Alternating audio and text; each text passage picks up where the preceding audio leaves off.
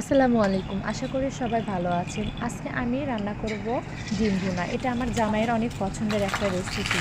এজন্য আমি পরপর ৩ টি ডিম এভাবে পোস্ট করে নিলাম। ডিম পোস্ট করার সময় আমি কোনো লবণ দিব না। তারপর কড়াইয়ে তেল দিয়েছি, তেলে আলু ভেজে নিয়েছি। এবার আমি কিছু পেঁয়াজ ভাজা করব।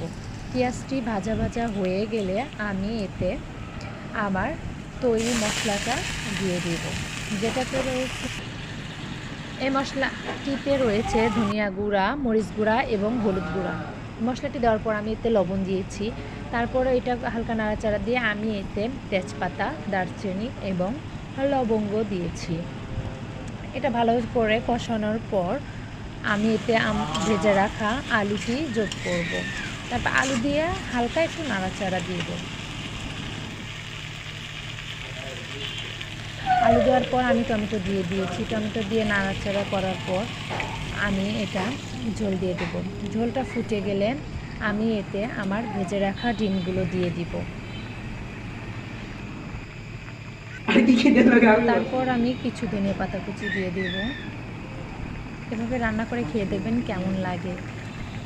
আমার রান্না প্রায় শেষ। দেখুন ফাইনাল লুক। আল্লাহ হাফেজ।